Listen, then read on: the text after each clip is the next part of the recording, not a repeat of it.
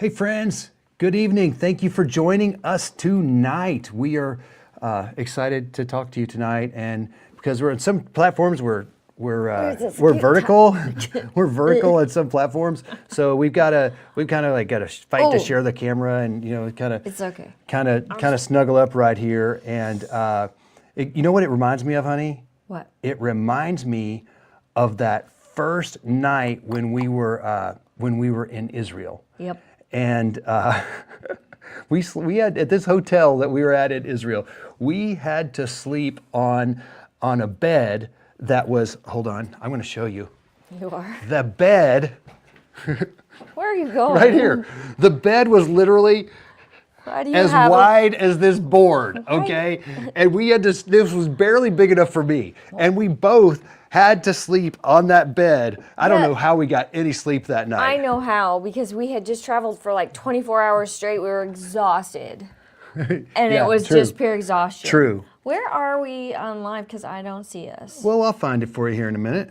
I'll find it for you. We're on here somewhere. Oh, here we go. Yeah, there we are. I found it. So, Okay. and I just seeing that vertical feed right there, that just made me think about that. Squeeze. So, hey, by the way, if you are here tonight, please drop a comment and let us know you're here. Give us a thumbs up, share a heart or something like that. So, February is what? Love month, right? Love month. February's love month. And we want to just share some things with you. We've been married for a little bit. I mean, you were what, 12 when we met? And we've been married for 31 years. Can you believe that? So that's actually probably longer than a lot of you guys have even been alive. Yikes. Rochelle and I looked at each other. We were on a leadership retreat recently. And I'm like, honey, you realize that we're the old people now. We're old enough to be their parents. And she's like, oh, no. That's weird. Yeah. I'm like, yeah, that's absolutely true. And But it was great. oh, hey, Burgess is here. Hey, buddy, glad you joined in.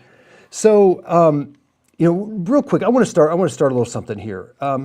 You guys probably see, like, Jason's got all kinds of different content. He's talking about leadership and then sales and now he's on here with his smoking hot wife. And what's this all about? Well, look, here's the reality. Okay. I don't believe that we should just run a successful business. We should have a successful life. I mean, why are we even building a business, right? What are we building it for? And success is way more than just building a business. It's about having a happy life and a happy family. And what does that look like for you? Well, I'll tell you what it looks like for me. I come home to this every day. I used to come home to her and all the kids, okay, and all the kids, they grew up and they left us, I know, but not gone. I come home to this. And so I absolutely love this woman. She is like the perfect woman for me. And so No, you sing a song. not tonight. Why not? Not tonight. It's about but love month, and that's your love language. You want those three things, and that's it. What is it? A clean house. A clean. What? Tell me what I want. Let me tell you what I want. What I really want. I want a clean house. A hot meal. And a hot wife. and I've got all three. I don't know. Kids come over, the dogs, the house isn't always clean, but I got the other two. So, anyways, yeah. So if you just joined in, drop a comment, let us know you're here. But listen, let's talk about this for a second. What makes a happy, a fulfilled, and an enduring marriage? What makes that? And I talk to some people, and it's like, they're just surviving in their marriage. It's like they're marriage survivors. They're still suffering through marriage. Wow, it ought not to be that way. Do you feel like you're living with your opponent? That's no fun. Who wants to live with their opponent? And some guys are just always itching to go hang out with the boys. Or to go golf. I'm not trying to take golf away from you guys, but I mean, to me, that's not me. This is my favorite person in the world right here. Even the days when I just want to, like, I don't know, erase her. She's still my favorite person, okay? And so, but what happens if you're a business owner, and you don't have to be a business owner for this to be true, but work just bleeds in. Work bleeds into the family. And pretty soon, you're just managing the household like roommates or partners. Where's the spark? Where's the love?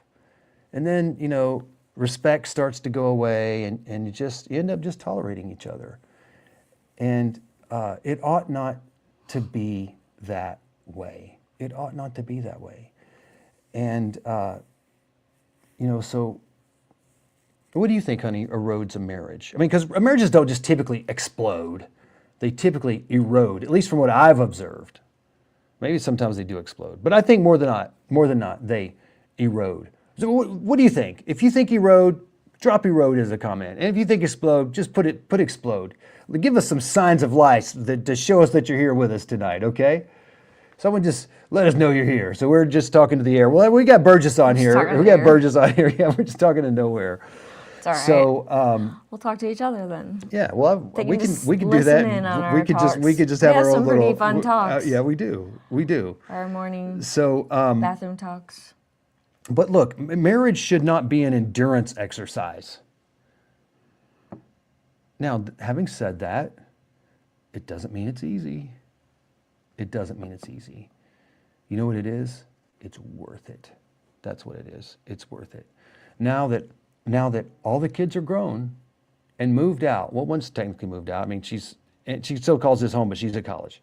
Well, she still lives here. Okay, fine. She still lives here. She's just at school right now. She's at school. But now I've got her all to myself. And she's not having to run around, take care of kids. I get to come home to her. And I'm so glad that we made it through the hard times. I'm so glad that we chose one another, and that we didn't give up when times were hard, and that we didn't fight about, when money was tight. We didn't argue about parenting. Hey, by the way, let's talk about that for a second. You and I have always agreed on the way we were going to raise the kids and discipline them. Mm-hmm. And I think that's another source of conflict in a lot of families, is because the mom and dad aren't on the same page on how they're going to discipline the kids. We had some friends a long time ago that mom would tell the dad, "You need to this one gets a spanking." So dad would get the stick, take him into the bathroom, and say, "Okay, look, I'm going to smack the side of the tub, and I want you to scream and cry." He'd smack the side of the tub, and the kid would scream and cry. Now, what kind of message does that send? What kind of message does that send to the kids, right? Come on. Hey, we got a bunch of people over there on TikTok saying hi. Hey, guys, we got Lane and Victoria. Awesome. Ryan said, I think they slowly erode, and then they explode. They can, that is. Yeah. Okay. That's right. He says, that's I agree, different values can cause conflict with decision making. Yep. Yeah. Yep. So that's why it's so important that you carefully choose who you marry. Mm-hmm. Now, but if you didn't carefully choose who you married, you got what you got, okay? You got what you got. You better figure it out quick, because those kids will figure both of you out real quick. And so look, that's right, and they will work it against you. They will try to play, yeah. But here's the thing. Think about other parts of the world where the marriages are arranged, and those people make a choice to love each other. Well, it's a choice every day, honestly. It is a choice. Every day. I don't always like you. What? I don't. I'm sorry. I love you every day, and I choose you every day. Doesn't mean I like you every day. I don't know. I don't know how I feel about that. I can live with it. So let me look here. I took a couple notes. Let's look at a couple stuff. Okay. By the way, what do we got? By the way, we got people talking. Okay, Adam says, "Hey guys, loving this so far." Hi, Adam. Ryan. It's hiring. What did Burgess say? Burgess. Oh, what a kind. He said you two are so inspirational. Michelle and I love the episodes. Can't wait. Oh, wow. What an encouragement. That's awesome. Thank You you. you made my day. You made our day. Yeah. So, what you think about this? And if you guys have heard me speak on other topics, you probably hear me say that trust is the currency of business. Okay? Trust is the currency of business. Well, guess what? It's also the currency of marriage. That's right. Trust is everything. So think about this. And obviously we think about, well, someone had an affair. Okay, yeah, that's breaking trust. But how about the smaller things that break trust? Like, how about not following through on your promises? How about this? I'm going to speak to the guys for a second. How about this? Honey, I'm going to take off work this weekend. And we're going to do XYZ. Or we're going to take the kids to do XYZ. And then it doesn't happen. It's one thing for your spouse to trust your heart and to love you. It's another thing for them to trust that you're going to actually do what you say. Good intentions don't build trust. You know what builds trust? Man, I'm about to get fired up. Follow through builds trust. That's what builds trust, is actually doing what you say you're going to do.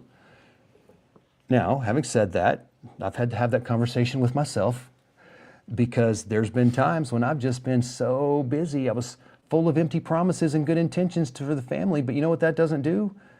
The babies don't realize that. The kids don't know that. And then the wife is sitting here feeling like, you know what? Am I invisible? Does this matter? Am I a single parent? I'm married, but I'm a single parent. Is that how your wife feels? Come on, guys. All right, now, ladies, quit tapping your husband on the shoulder, okay? He All right, knows. quit calling him out, okay? Adam says guilty. Yeah, well, yeah. Look, I'm guilty of most all this stuff, guys. So, but trust. How can you? Let's talk about this, honey.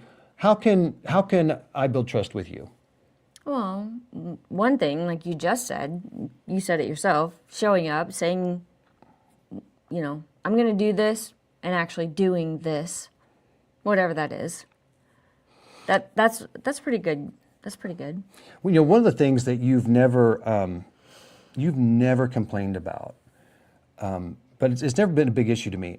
I choose you, but if I wanted to go hang out with the boys, you're totally fine with it. Absolutely. You're totally fine with it. Yeah. And some guys need more man-to-man social interaction, and that's fine, okay?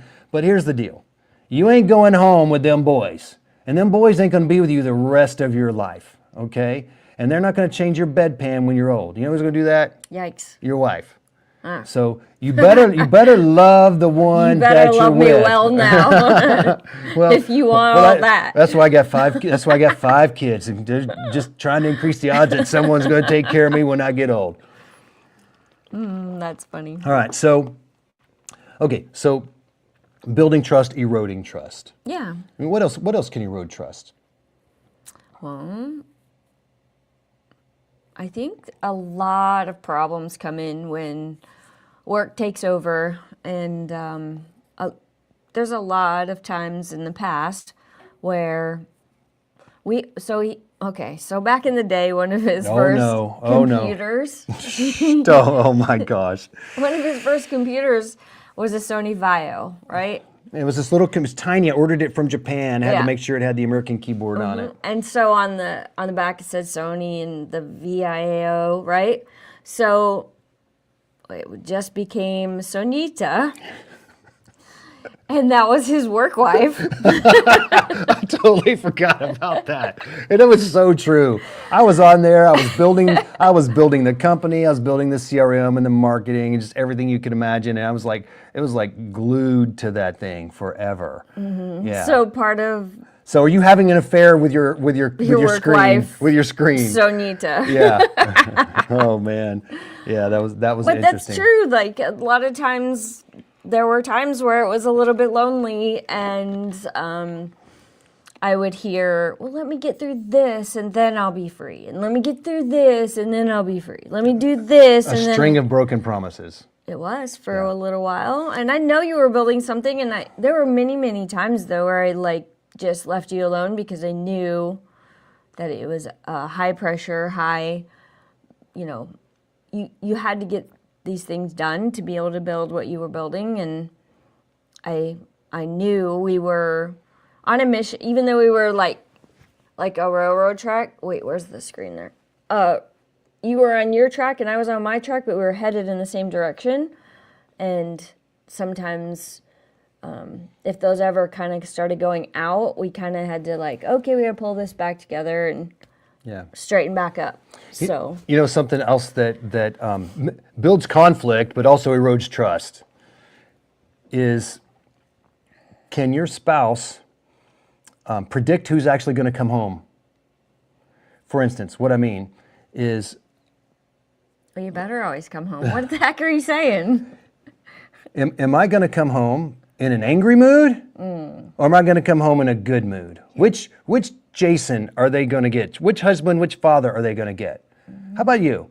Are your people trying to say, okay, which dad's coming home? Is he angry dad? Oh no, we can't talk to him about this tonight. He's got work on his mind. Let's eggshell it around him. Is your family having to do that? Come on, guys, listen, here's the deal. We got to be better than that. Matter of fact, I want to show you something here. Look, leadership. We got to be leaders in the home. And the purpose of leadership is the transformation of people, culture, and results from what they are into what they could and should be. And that's easy to apply to business. But I want to ask you a question. Are you purposefully leading at home to the effect of the transformation of the people, the culture in your home, and the results that you get there, from what they are to what they could and what they should be? Come on, men, that's what we're called to do. We're called to lead at home. Are you leading at home? Or are you just leaving it all out and leaving it up for the wife to do your job, to be the leader? And you know what? Maybe you work hard. Maybe you feel like your wife is at home lazy all day. I don't know. Probably not. Your wife probably works as hard or harder than you do. And if your wife is a mom, guess what? Her job doesn't ever stop. It doesn't stop. She doesn't get to clock out. Hers is 24/7.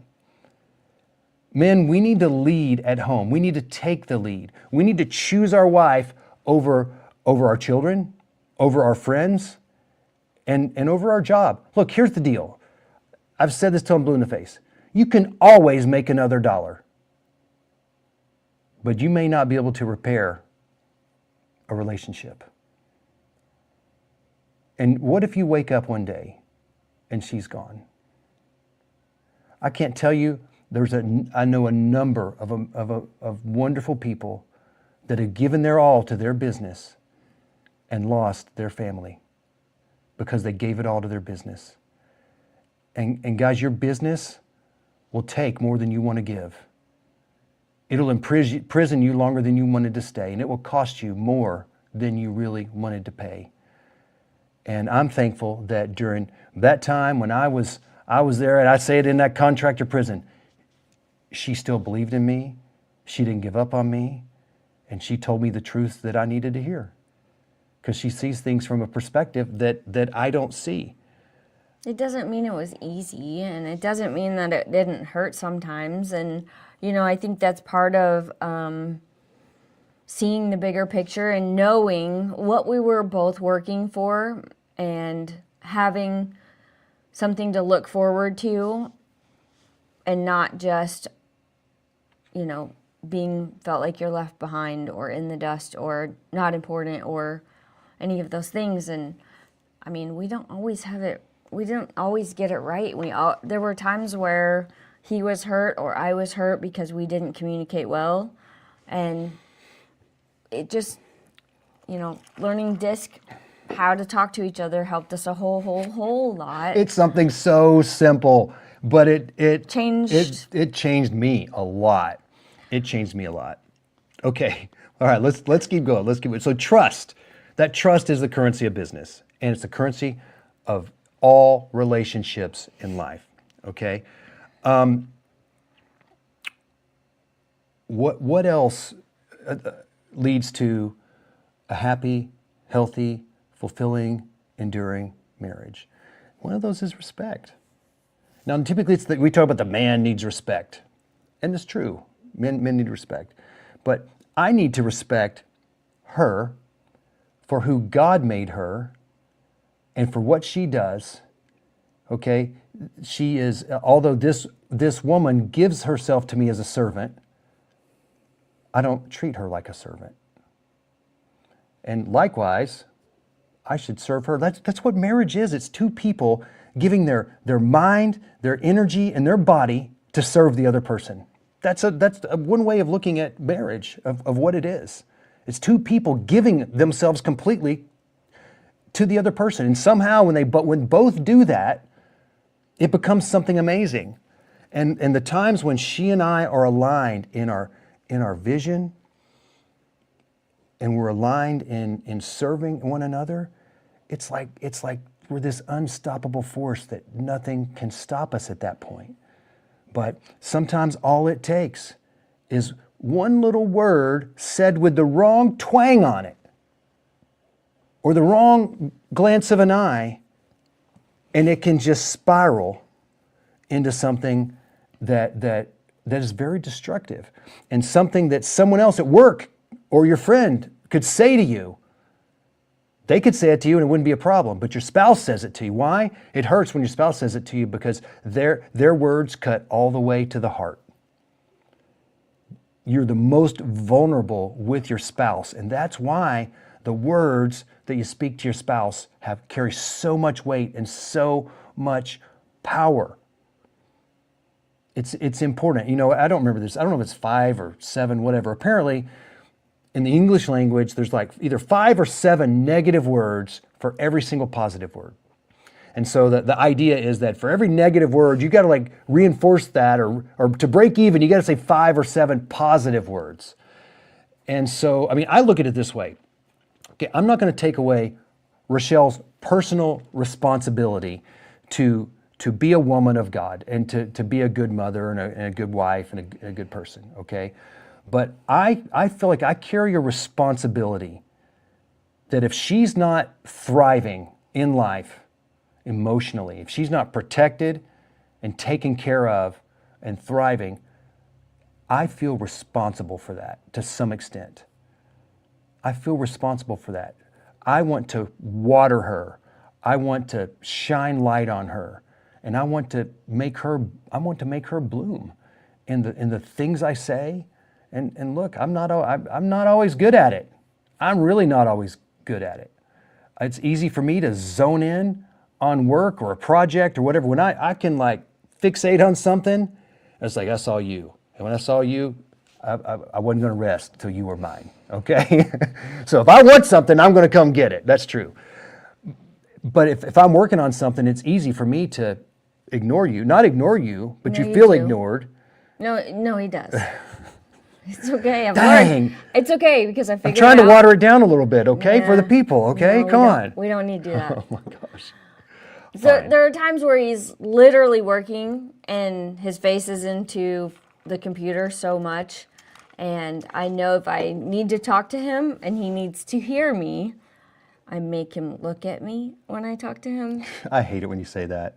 She's Yeah. like, will you look at look my at me, eyes? please? She treats me like a child. I do. You treat me like a child. It works. Okay, fine. Maybe it works. Fine, maybe it works. All Well, right, ladies. but Do any of y'all have to treat hold your husband on. like a No, child? Come on, But be wait, honest. and so then when I say what I need to say after he's looking me in the eyes, because sometimes he still isn't hearing me, and I can see that he just still, he's not there. So then I go, tell me what I just said. And then if he says, yeah, you said da da da da, I go, okay, you got it. Good job. Good job. Oh my gosh. You get a gold star. And can I have a cookie too? Can I have a cookie too? No cookies. So, all right, so kind of along that other point, we've got to be on the same team. The kids are going to try to divide and conquer, okay? And the world is going to try to divide us and pull us in different directions, okay? And I think this is even tougher if both spouses, is it spouses or is it spice? Spices. Is it spice? I don't okay. know. If both have a career, I think that it makes it even more difficult. But to be on the same team, a unified vision of what what is the future for our family? Who are we going to be? Who is this family? What do we represent? What is our home like? What is the atmosphere around this place? Is it an atmosphere of peace, of joy, of prayer, of healing? What is it? Or is it an atmosphere of stress and argument and anger and friction and turmoil? Listen, guys, I'm going to talk to the guys again. If this is you, if this is in your home, I want you to take responsibility for it and quit blaming her. I don't care if she's 99% at fault. Take responsibility, be the man. Take the lead in your home and just be the man. Decide you're going to do something, start being that man. Be that man that woman can't resist loving. How about that? Well, it's not going to get any better if both of you are so being too stubborn to the point of, well, if he doesn't do this, I'm not doing that. And it's not a win-win situation. Yeah. And you want to be the person, whoever, that's lovable, that's approachable, that's the one that's willing to put down the sword and just say, I love you no matter what, and change who I am so that I can become the more loving person, so that we can have a real conversation about what's actually going on. Because 9 times out of 10, the trash not getting taken out, or the other whatever things that seem to cause the biggest problems, which aren't even the real problem. It's usually something underneath it that you don't even know what it is until you sit down and just like, all right, real talk, let's just have this out. If we're going to have this is going to cause a really big fight, but let's just have it out and let's do it. Because otherwise, where are we going? Yeah, here's the thing. We can't avoid conflict. The question is, how do we handle conflict? How do we handle it? Because we can't avoid it. If we avoid conflict, what's going to happen is what you feel on the inside is going to leak out in your actions and your attitudes. You can't hold it in. Well, and it becomes resentment. And then Yes. that little bitty grain of sand just rubs and rubs and rubs and rubs. And it can become to a point to where you feel like there is no way we're going to ever work this out or get over it, because it's just been so long. And I can't even remember why we're fighting, but I just don't even like him anymore. Like, I'm done. Like, it's over. I can't deal. He's never going to change. She's never going to change. It's always this way, and you put those always words on there where it's always. Well, it's never always. Is it really always every time? Is it though? Like, we have to take ourselves sometimes backwards and just go, okay, I know I've not been showing up for him like I know I should be or can be. I can be better. I can do better. And when I do better, I feel like it makes him want to be better for me. And when he is better, it makes me want to be better for him. Yeah, everything is reciprocal. It's kind of like when you started the car for me the other morning. It was a big deal to me because you don't just do that. That's just not in your wheelhouse. And so when you did it, it was freezing out. It was freezing. It was like 15 degrees or and something. And he was in bed and he didn't have to get up, but I did. And it was early. And my car does heat up quickly. And I have a seat heater and I have a bun warmer. And so I didn't need him to do it. You pointed at me like I'm your bun warmer. I'm not your bun warmer. Why not? Okay, fine. Those little things, to some people, okay, so some women, they never have to pump gas, ever. They've never pumped gas in their own cars. Fine, great, good on you. And I hope you appreciate that in your man. I hope you do, because not every woman gets that. And I don't have to have it. I don't need it. I'm not asking for it. But when it happens, it's like, it's not the biggest news of the century, but it's a pretty big deal. It's typically not on. It's definitely not on my radar. list. So I tried to tell him the other day. I was like, "Look, see, that's all I need right there is just those little moments of you thinking, like, oh." I said, if you had to get up early in the morning and go somewhere, what would you think? Like, so when I know you have to get up and go somewhere early, I get up and I like make your coffee and I make your breakfast and like it's all ready to go. And so like if you all you gotta do is think a little bit and go like, what would I want if I were getting up early and having to go out this morning and do this errand I have to run? Yeah? And so just kind of like putting himself, so his empathy is a struggle? Yeah? You call it a struggle? Is it? Yeah? Can you tell them? Will you tell them? It could be. Is it? It could be. Tell them. Sometimes. Tell them the truth. Every now and then. Tell them the truth. Empathy, I don't tend to notice the needs of others very well. Ever? No. Come on, guys. Is that you? It's okay. Come on, ladies. Is that your husband? Because here's Come on. the thing. No one's perfect. No one's ever going to be perfect. Yep. And instead of looking at him and going, why don't you ever? How come you're not like this? Or why aren't you doing this? Or blah, blah, blah. All the stuff. Do you think he's going to hear that? No. He's going to go, I can't hear anything she says anymore because all it is negative. What good is that going to get you or do for you? Now, when I say, oh my gosh, Jason, thank you so much for starting my car. It meant so much to me. I really appreciate it. That was awesome. You think he's going to do it again? Probably. Hopefully. You're going to do it again? Get that remote start installed. Stop. Stop it. You can't pay for everything in life. Well, you could, I guess, but don't do that. Don't take it away. Don't take away the joy of getting to do that for me. It made me so happy. See, there. I'll do more of that. See, that's all it takes. I mean, who puts your car in the garage when you forget to put it in the garage every night? I know. Gosh, you do. I He do puts that. my car in the garage a lot of times because when I get home and I have a lot of things to carry in, I don't want to park in the garage. So I park out front, So you closer can to just the door. Yeah. And sometimes I have Lucy with me, and I have so much to carry. Well, let's just quit talking about how amazing your husband is for a few moments, okay? Let's switch subjects for a second. My point being is, don't harp on the things he's not doing. Start looking at the things, no matter how big or small they are, the things he's doing right and well and good, and praise him in those things, and watch those things turn into bigger things. Yeah. Yeah? Yeah. Yeah. Because that leads into one of our last points. You know what this is right here? This right here is a word. This is it's a word. But guess what? You can't really see it. Let me give you a little more context. Well, you should have turned it sideways. Here's a whole bunch of words. And you know what we do? These are bricks. We can either use these bricks to throw them at each other, or we can use these bricks to build each other.